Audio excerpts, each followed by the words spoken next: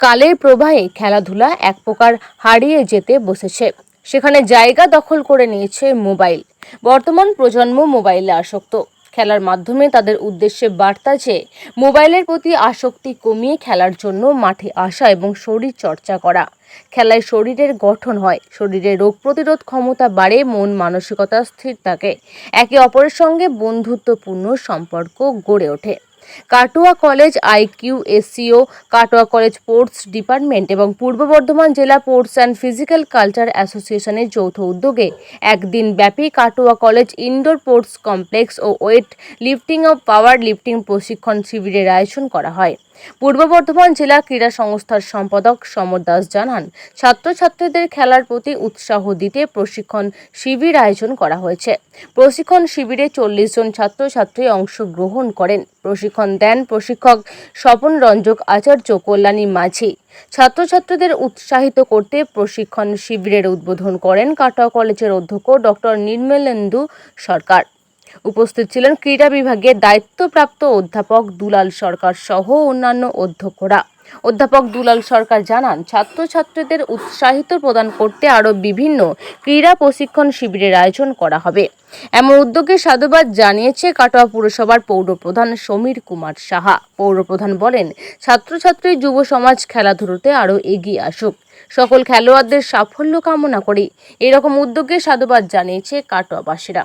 এটা কাটোয়া কলেজ ক্রীড়া department, Katwa college এবং পূর্ব বর্ধমান জেলা স্পোর্টস অ্যান্ড ফিজিক্যাল কালচার অ্যাসোসিয়েশনের যৌথ উদ্যোগে আমাদের কাটোয়া কলেজে যে ইনডোর স্পোর্টস কমপ্লেক্স আছে ওইখানে আজকে যে main weight lifting, power lifting এইটার উপর আজকে আমাদের একটা প্রশিক্ষণ শিবির হলো।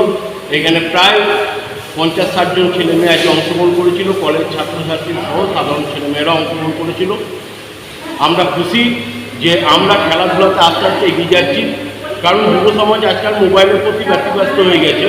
আমরা চাই যুব সমাজ এসব খেলাগুলোও খেলুক। জিমে যায়, জিমেরই খেলা এটা, কিন্তু এটা একটু কঠিন খেলা। এটা আমি মনে করি যে ছেলেমেয়েরা যদি এই খেলার প্রতি উৎসাহ হয়, আরও যেসব খেলাগুলো আছে উৎসাহ হয়, তারা যদি মাঠে আসে, খেলাতে আসে, আরও আস্তে আস্তে আমরা খেলাধুলাতে এগিয়ে যেতে পারবো। আমাদের কাটোয়া কলেজের নাম আমরা রাজ্য এবং সর্বভারতীয় স্তরে উজ্জ্বল করতে পারবো, এই আশা রাখি।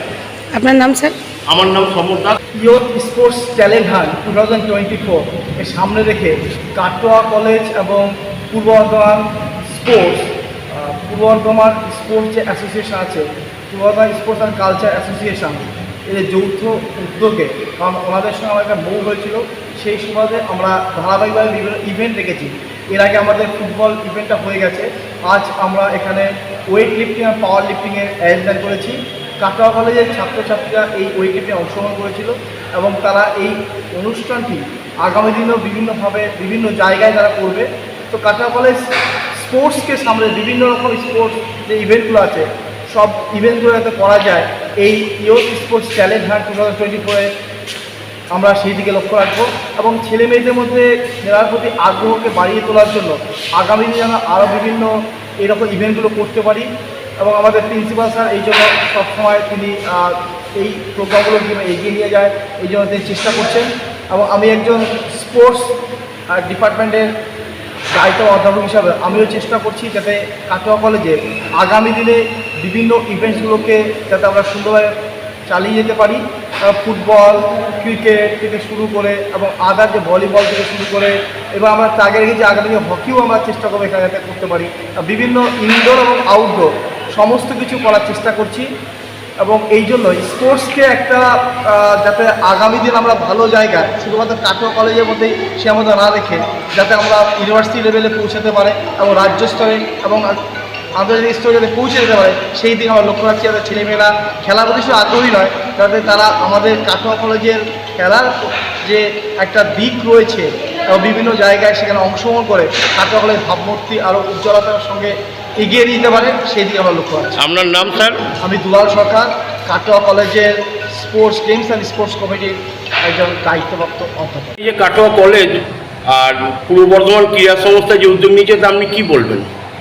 এই উদ্যোগে আমি সাধুবাদ জানাই এই কারণে যে আমার এখানকার ছেলেমেয়েরা অত্যন্ত পারদর্শী, কিন্তু ঠিকমতো প্রশিক্ষণের অভাবে তারা ঠিকমতো জায়গায় পৌঁছতে পারছে না।